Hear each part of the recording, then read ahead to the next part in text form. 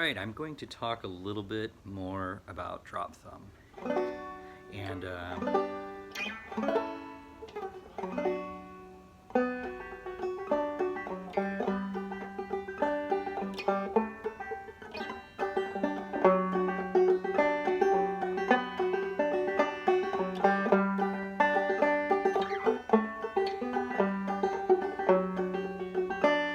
so that's what I mean when I talk about drop thumb.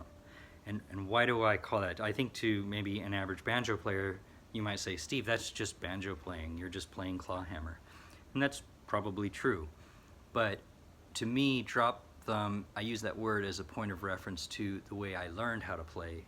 And the way I learned how to play was basic frailing strum.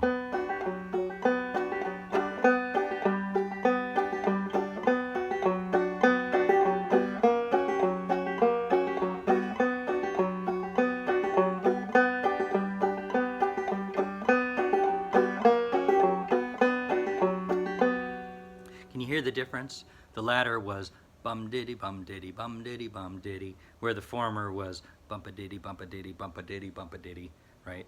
And a lot of people scoff or bristle at the words bum diddy and bumpa diddy. You know, it kind of diminishes what we're actually doing here, whatever. The idea, though, is that however you learned to play clawhammer banjo, you had some sort of bass line that you learned.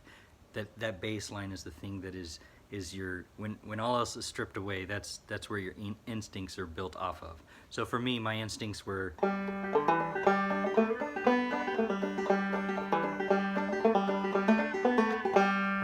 I learned that old time style that doesn't rely on drop thumb to break those quarter notes in half. So why did I start to learn drop thumb? Well, at that point, drop thumb was just another kind of dynamic, right? So you had your, when I talk about dynamics, I'm talking about like a hammer-on, or a pull-off, or a slide, or a drop thumb.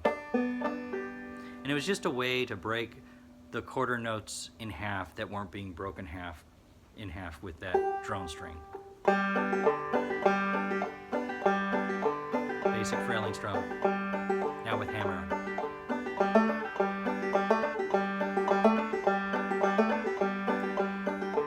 Now with drop thumb.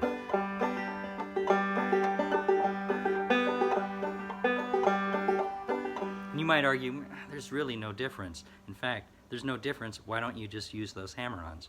And I'll tell you what, all things being equal, I absolutely prefer to do the hammer-ons and the pull-offs and the slides. I think of that Ralph Stanley style, right?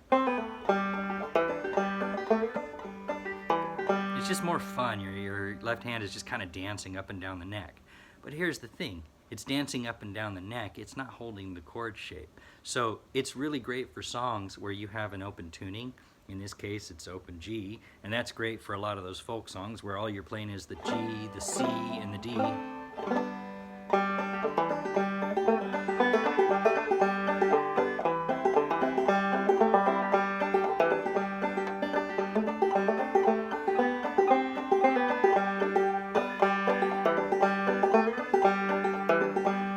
But not so great if you're trying to play in different keys up the neck.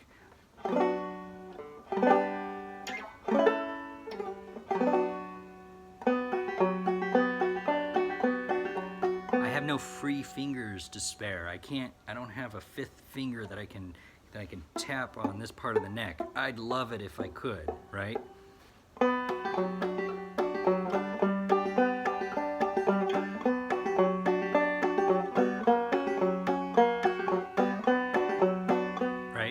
So what if I want that bumpa-diddy, bumpa-diddy, bumpa-diddy sound? Well, that's where the drop thumb is really helpful. All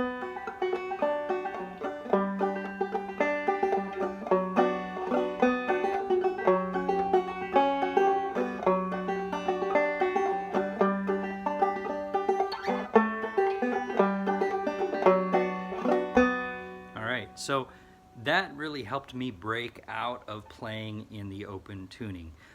Now you might say, but Steve, you can still get different tunings and still have the benefits of those left-hand dynamics if you used different tunings or used a capo. And again, you're absolutely right.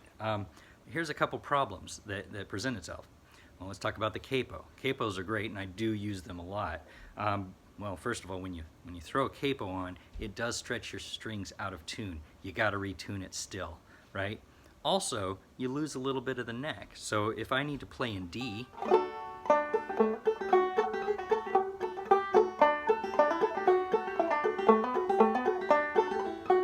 right, and I start to do those slides up the neck, I don't have a lot of neck to work with, and I've lost half of my neck. So then you say, Steve, you could do the alternate tuning. You can do the double D tuning. Oh yeah, I could, and it actually sounds amazing. So many great songs posted online with that kind of tuning. I think that's just double C tuning, capoed at the second fret. Not so bad capoed at the second, because you still have a lot of neck to work with, right? But here's the problem. If you're playing with a band, they're not going to want you to retune your banjo between each song, and it sounds god-awful while you're retuning. The audience has to hear you going, right? So, and slapping a capo on, still got to retune because the strings are being stretched. So some banjo players, they're very innovative. They show up with multiple banjos already pre-tuned. Those guys are rock stars. I'm jealous of those people. That's the best of both worlds. That's not the world I live in, so if I want to switch between songs or learn to play songs up and down the neck, I need to find ways to work with the tuning that I've got. And open G tuning tends to be the most versatile because I can play pretty much any key and any mode. Like that B minor, that's just a different mode of the G major, right? I talked about that in another video. But okay, so anyway, I'm able to play up the neck with those full finger chords, and the drop thumb lets me break those chords, those quarter notes for those chords in half.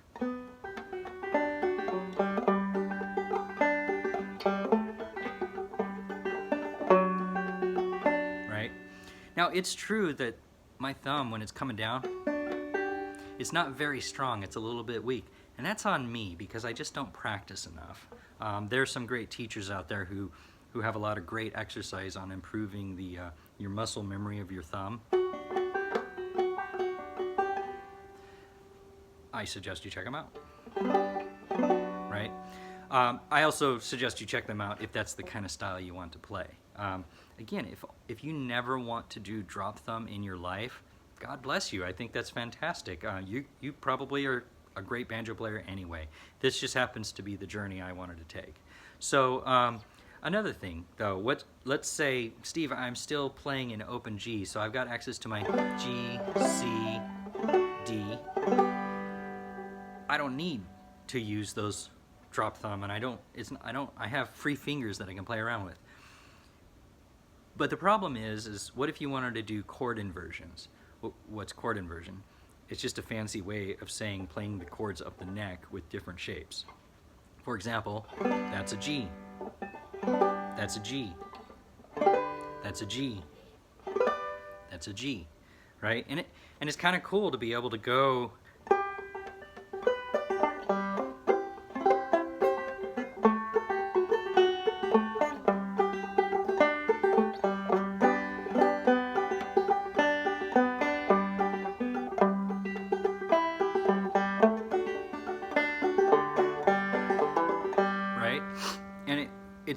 it's a more versatile way to use your neck. It makes the simple chords that you've been playing all this time sound different and its variety to the ears. You're still playing those basic three chords, the G, the C, and the D, but you're playing them up the neck. But again, if you're playing them up the neck, it's hard to break those in half. Now there's little tricks you can do.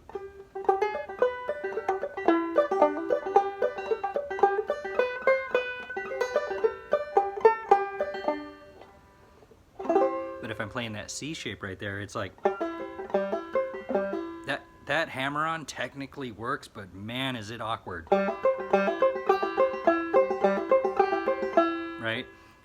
If I want to break that note in half using a drop thumb, it sounds a little more natural to me.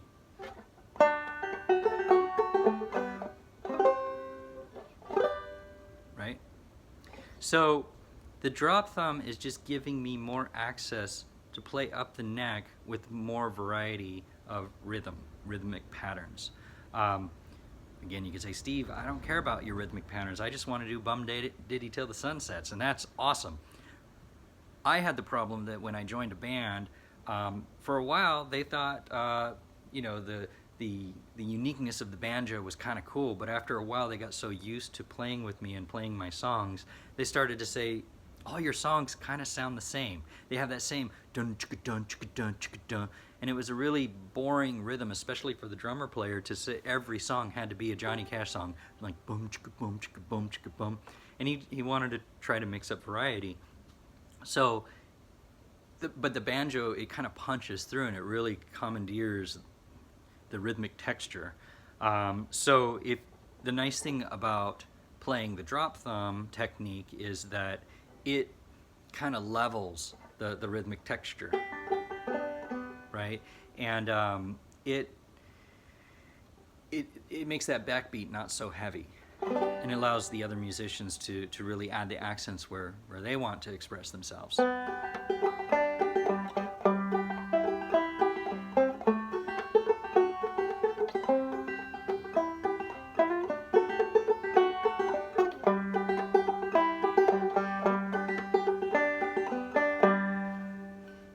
So one thing that people who do like, oh, I guess what I should say is the reason I also talk a lot about how I play, I'm not a teacher. I said this in my last video, I don't make a living doing this, I don't publish books, I don't have a Patreon, and I really don't want to. I have a day job, I'm really happy with my job, this is my hobby. The only reason I post these how-to videos is because I get an email or a message and someone says, Steve, I like the way you play, can you add some insight? And that's kind of cool, and I do, and it's a great community, it's paying it forward, and all of us really sort of do the same. We're all sort of in this great, it's a great oral tradition on YouTube. That's fantastic. But also, I'm not the greatest player. I'm just sort of sharing what I do, and I'm going to try to get better. But at the same time, I want to put it out there, because if I hear myself explain a technique that I'm using, it helps me get better at understanding what I'm playing. And believe it or not, I actually watch my own videos and I watch my own mistakes and I go, oh man, I could get better that way. You know, seeing it through the lens of the camera, you know, usually I'm behind this banjo, but it's fun to look at it. So it's for a very selfish reason that I do these videos. It's so that I can analyze my own technique and find out where I need to grow. So anyway, there's been a lot of talk about drop thumb and why it's bad for you or whatever, and I just wanted to put my thoughts about why I talk about it so much. So hope that helps somebody.